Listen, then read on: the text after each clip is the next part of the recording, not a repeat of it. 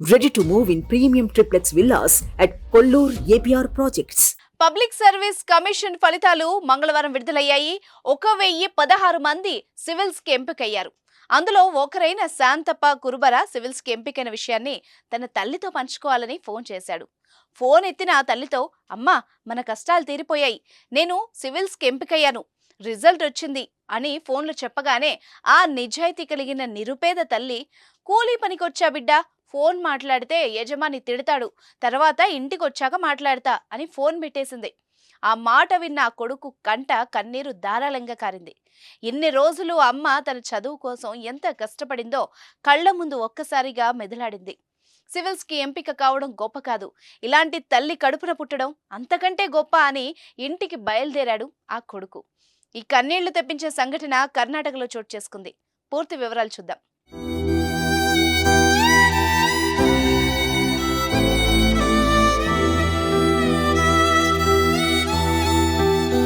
కర్ణాటక రాష్ట్రం బళ్ళారి జిల్లా కురుగోడు తాలూకా కొత్త గెణిగేహాల్ గ్రామంలో జడేయమ్మది నిరుపేద కుటుంబం. పెళ్లైన కొద్ది రోజులకే శాంతప్ప కురుబర జన్మించాడు. కుమారుడు పుట్టిన కొద్ది రోజులకే భర్త శివకుమార్ అనారోగ్యంతో చనిపోయాడు. అసలే పేద కుటుంబం, కొడుకును చదివించడం భారమైంది. దీంతో కూలీ పనులకు వెళ్తూ కొడుకును గెణిగేహాల్ ప్రభుత్వ పాఠశాలలో 1వ తరగతి నుంచి 10 వరకు చదివించింది. బళ్ళారి ప్రభుత్వ మున్సిపల్ కాలేజ్లో ఇంటర్ చదివిన శాంతప్ప ఫెయిల్ అయ్యాడు. తల్లితో పాటు కూలీ పనికి వెళ్లాడు. కానీ కొడుకు కూలీ పనికి వచ్చి కష్టపడుతుంటే ఆ తల్లి గుండె తల్లడిల్లింది.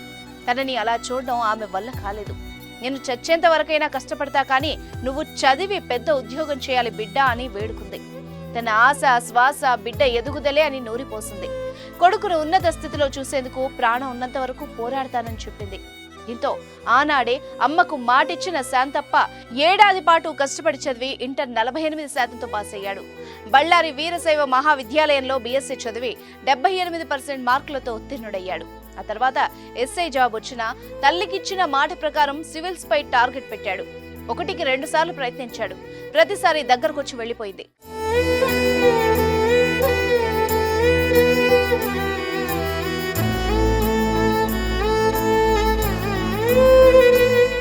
ఈసారి వదిలి పెట్టకూడదనుకున్న శాంతప్ప కురుబర కసిదీర చదివాడు.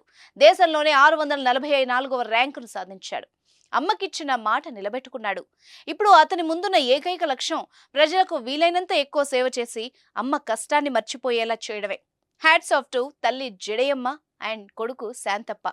సుమన్ టీవీలో మీ పర్సనల్ అండ్ బిజినెస్ ప్రమోషన్స్ కోసం కింది నెంబర్కి కాంటాక్ట్ చేయండి.